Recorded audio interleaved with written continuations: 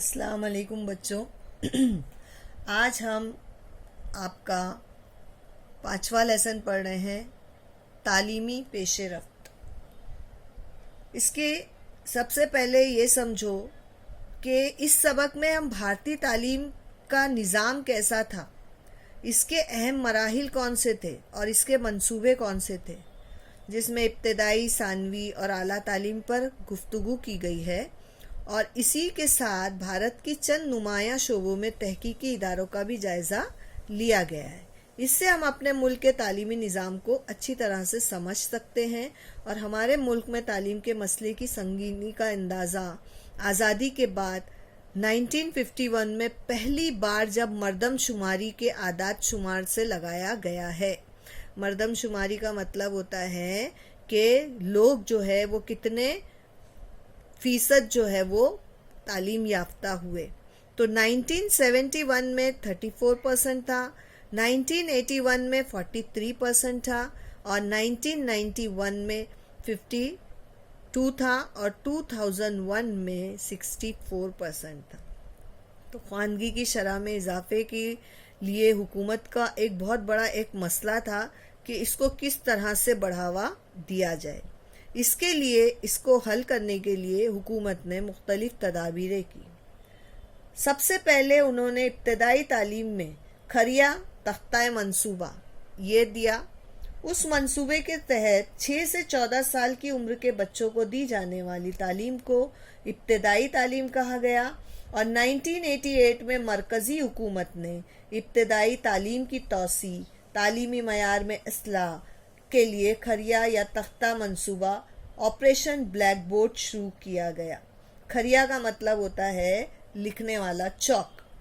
اسکولوں کے معیار کو بہتر بنانا، اقل ترین تعلیمی ضروریات کو مکمل کرنا.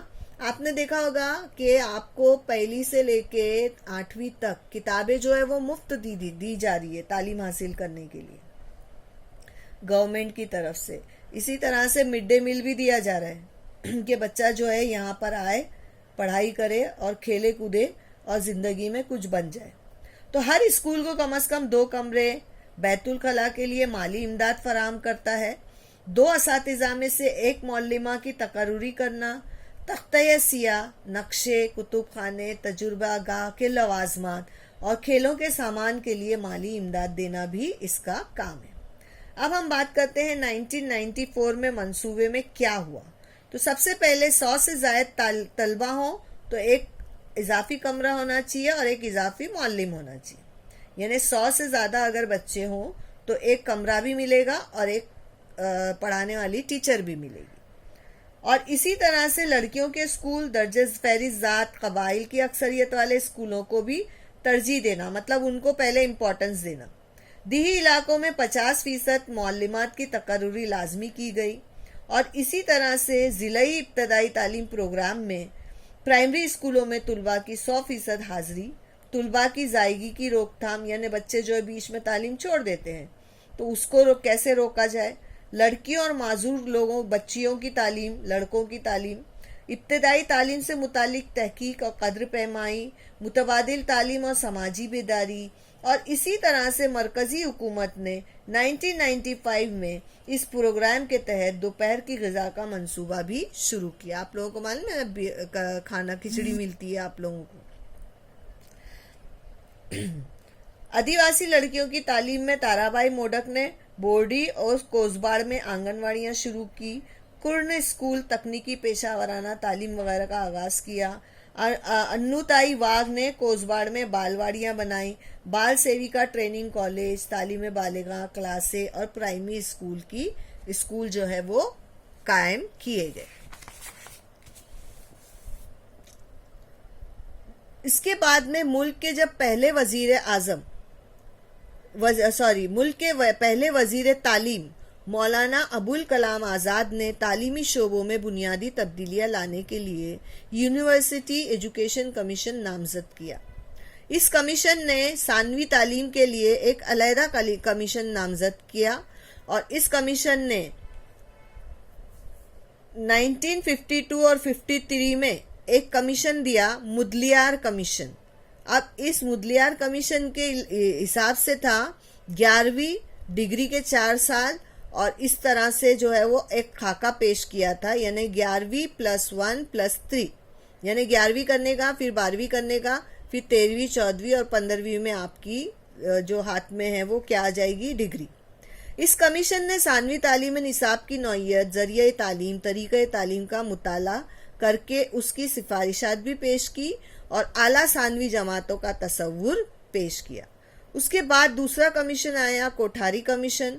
اس میں تھا 10 +2 +3، جو کہ ابھی بھی چل رہا ہے، یعنی پہلے 10ویں کا ایگزام دینا ہے، پھر 11ویں 12ویں کا ایگزام دینا ہے، اور پھر آگے کے 3 سال۔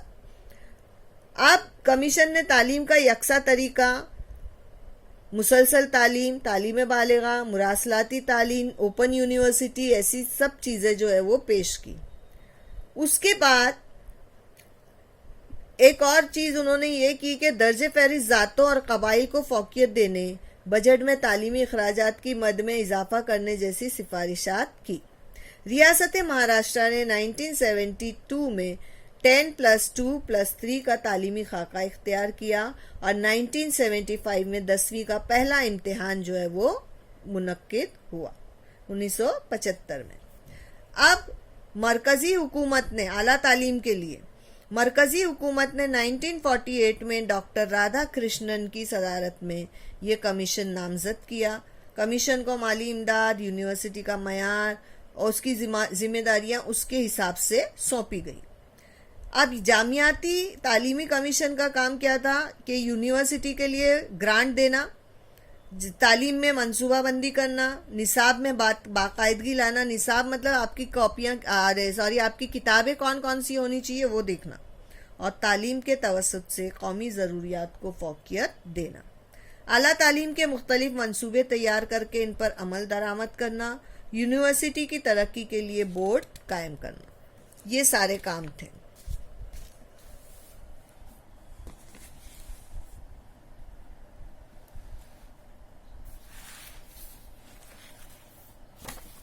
اس کے بعد ہم دیکھتے ہیں کہ گریجویشن کے بعد تدریس کے لیے ترقی یافتہ تدریسی مراکز قائم ہوئے، نئی یونیورسٹیاں قائم ہوئی، اور اس کمیشن کے تیار کردہ کنٹری وائڈ کلاس روم نامی پروگرام جو ہے وہ دوردرشن سے نشر کیا جانے لگا۔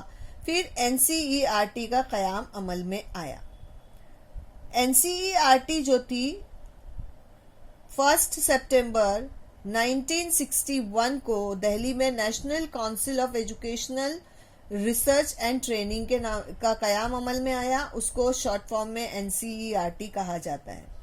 اور اس میں کیا کام ہوتا ہے تو تعلیمی تحقیق اور تربیت کا انتظام، تعلیم کی ترقی اور توسیع کرنا، تعلیمی پروگرام پر عمل کرنا، اسکولی نصاب اور درسی کتابوں کو از سر نو تیار کرنا، اور اسی طرح سے جیسے بچوں ہم آپ کو پڑھاتے ہیں تو ہم کو پڑھانے کے لیے بھی اس میں جو ہے اساتذہ کے لیے رہنما، معلم، عملی بیاض، تدریسی تربیت، درس و تدریس، یعنی یہ ساری چیزیں جو ہے، اور اس کی اسی کے ساتھ پر قومی سطح پر ٹیلنٹ سرچ امتحانات جیسے پروگرام بھی منعقد کیے گئے۔ اس کے بعد 1964 میں Maharashtra state council of education research and training MSCERT یہ ادارہ آیا، اور اس ادارے کو ودیا پرادھیکرن بھی کہا جاتا ہے۔ ودیا یعنی پڑھائی، تعلیم۔ اس ادارے کی جانب سے مراٹھی ماہنامہ ایک آتا ہے جیون شکشن، وہ شائع کیا گیا، اس میں جو ہے جو ہو رہا ہے اس کے بارے میں بتایا جاتا ہے۔ اب MSCERT کا کام کیا تھا تو ابتدائی تعلیم کے معیار کو بلند کرنا، اساتذہ کے لیے دوران ملازمت تربیت دینا، نصاب اور قدر پیمائی کے متعلق اساتذہ کی رہنمائی کرنا کہ مطلب 100 میں سے کتنے مارکس کس چیز کے ہوں گے، یہ ساری چیزیں جو ہے ٹیچرز کو بتانا۔ اس کے بعد 10ویں اور 12ویں کے بعد پیشہ ورانہ کورسوں کے بارے میں طلباء کی رہنمائی کرنا۔ 27 جنوری 1967 میں پونا میں ایک ادارے کا قیام عمل میں آیا، اور اس کا نام تھا مہاراشٹر پاٹھیہ پستک نرمیتی و ابھیاس کرم سنشودھن منڈل۔ بیٹا آپ کی بک کے اس میں بھی پیچھے بھی لکھا ہوا ہوتا ہے، یہ آپ نے دیکھے ہوں گے. بال بھارتی جو ہے وہ اس کا ادارہ آیا اور وہ بال بھارتی قائم ہوئی. یہاں پہ 1967 میں پونا میں آیا. بال بھارتی اسکولی طلباء کے لیے درسی کتابیں تیار کرنے کا کام کرتی ہے، اور درسی کتابیں مراٹھی، ہندی، انگریزی، اردو، کنڑ، سندھی، گجراتی، تیلگو ان 8 زبانوں میں تیار کی جاتی ہے. اور یہ طلباء کے لیے مراٹھی ماہنامہ کشور بھی نکالتی ہے. اسی پالیسی کے مطابق سماج کی بدلتی ضروریات کے لحاظ سے تعلیم میں بنیادی نوعیت کی تبدیلیاں ہوئی. تمام ریاستوں کے لیے یکساں اقل ترین قومی نصاب پیش کیا گیا. تمام طلباء جو بھی پڑھائی کر رہے ہیں ان کے لیے تعلیمی مواقع فراہم کیے گئے ہیں، اور ریاستوں کی ضرورت کے مطابق نصاب میں لچک رکھی گئی ہے. اس پالیسی پر عمل آوری کرنے کے لیے الیکشن پلان بھی شروع کیا گیا ہے، اور پرائمری تعلیمی نصاب 1988 میں تیار کیا گیا. Doctor R.H.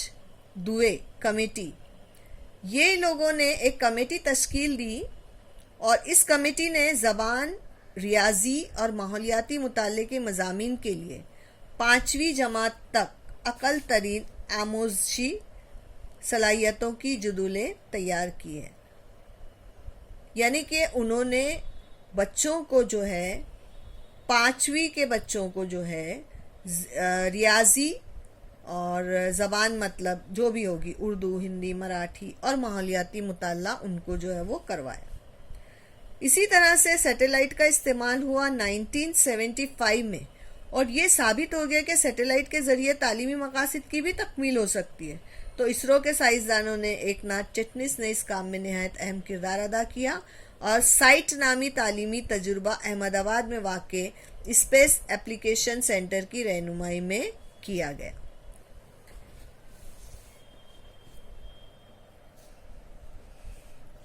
سیٹلائٹ کے ذریعے تعلیمی نظام کا تصور یہیں سے آگے بڑھا، اور دیہی علاقوں میں، دیہاتوں میں سیٹلائٹ کے ذریعے معیاری تعلیم دینے کی سہولت ہوئی. اسی طرح سے اوپن یونیورسٹی کا تصور، اقوام متحدہ نے جب 1970 کو عالمی تعلیمی سال ظاہر کیا تو اسی سال تعلیم و سماج بہبود کے مرکزی محکمہ، انفارمیشن براڈ کاسٹنگ کا محکمہ، یونیورسٹی گرانٹس کمیشن اور یونیسکو کے اشتراک سے ایک مذاکرے کے بعد اوپن یونیورسٹی کا تصور سامنے آیا. عام لوگوں کے گھروں تک علم کے دریا کو پہنچانا ہی اوپن یونیورسٹی کا قائم کرنے کا مقصد تھا.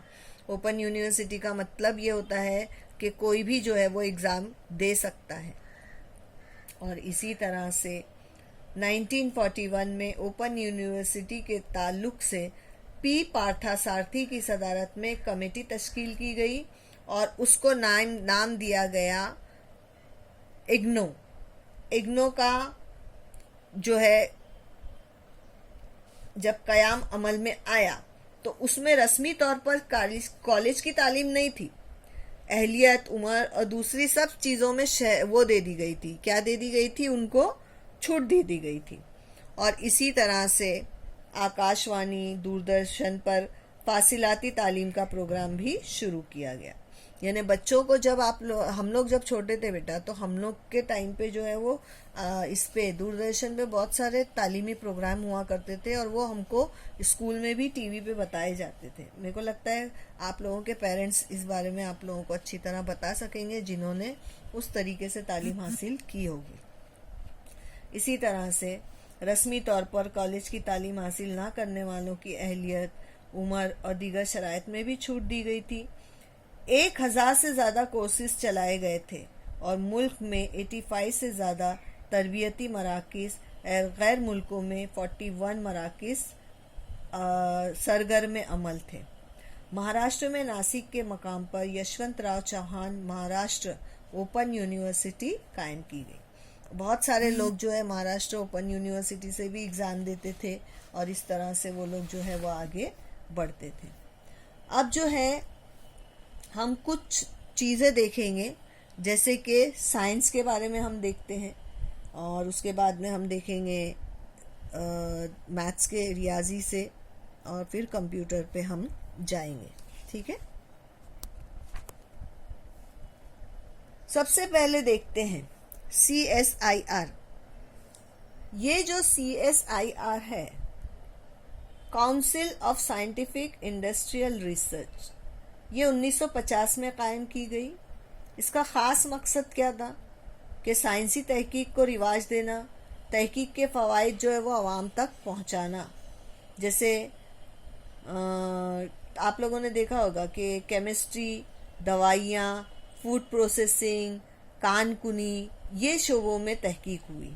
پھر اسی طرح سے جو ہوتا ہے نا موسمی بخار، جس کو ہم وائرل بولتے ہیں، اور اسی طرح سے TB، اس کی دوائیں بنانا، اور بہت ساری چیزیں جو ہے اس میں کیا بولتے ہیں، نمبولی ہے نا، نمبولی، اس کا بطور جراثیم کش استعمال کرنا، پھر زخم بھرنے کے لیے ہلدی کا استعمال کرنا، اس طرح کی چیزیں جو ہے انہوں نے CSIR نے کی. اس کے بعد آتے ہیں CDAC، centre for development of advanced computing. اب یہ کمپیوٹر کے شعبے کی بات ہے. اس میں کمپیوٹر کے شعبے کو جو ہے نا تحقیق کرنے کا کام شروع ہوا 1988 میں، اور ڈاکٹر وجے بھٹکر کی قیادت میں پرم 8000 نامی سپر کمپیوٹر تیار کیا گیا. اور اس سے پہلے بھی ایک آیا تھا ISIJU، لیکن وہ سودیشی ساخت کا پہلا کمپیوٹر تھا. اس کے بعد میں بڑھتے ہیں Bhabha atomic research centre, BARC. آپ نے سنا ہوگا بھابا ایٹمک سینٹر کے بارے میں. تو یہاں یہ جو ہے 1948 میں آیا اور جوہر کی سائنسی تحقیق کے بارے میں بتایا.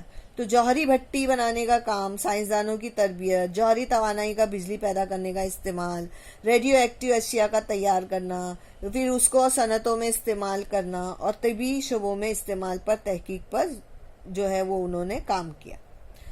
اسی طرح سے Indian institute of technology IIT، یہ 1951 میں ہوئی. اعلیٰ اور ترقی یافتہ انجینئرنگ کی تعلیم دینا.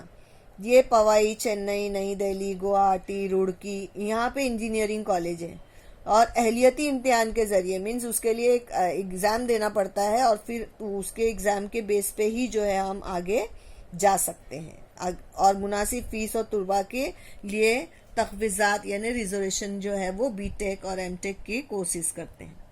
اسی طرح سے Indian institute of management IIM، یہ لوگ جو تھے اعلیٰ درجے کے منتظمین تیار کرتے تھے.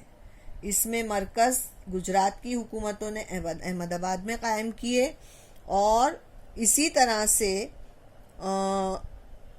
امریکہ کی مدد لے کر کولکتہ، بنگلور، لکھنؤ، کوزی کوڈے اور اندور اور شیلانگ میں انہوں نے ادارے قائم کیے. اسی طرح سے national institute of design NID، یعنی صنعتی ڈیزائن، جیسے کہ بیسک ڈیزائن، گرافک ڈیزائن، اشیاء کی ڈیزائن، ویژول کمیونیکیشن کے کورسز، ٹرانزسٹر اور کیلکولیٹر کا design, Indian airlines, state bank کے نشان، یہ لوگو تیار کرتے ہیں نا، یعنی مطلب آپ نے دیکھا ہوگا ایک گاڑی ہوتی ہے، اس کے اوپر ایک نشان ہوتا ہے، لوگو ہوتا ہے، یہ تیار کرنے کا کام. اسی طرح سے ICMR، Indian council of medical research, یہ 1949 میں قائم ہوئی اور شعبہ طب میں تحقیقات کی. ملک کی تمام یونیورسٹیوں، میڈیکل کالجوں کی تحقیقات کے لیے تعاون، رہنمائی، مالی امداد فراہم کرنا، مختلف بیماریوں پر تحقیقات کے لیے 26 مراکز قائم کیے گئے، اور یہاں پر TB اور کوڑ کے اوپر قابو پانا ممکن ہو گیا اسی کی وجہ سے، Indian council of medical research کی وجہ سے. اس کے بعد ہم بڑھتے ہیں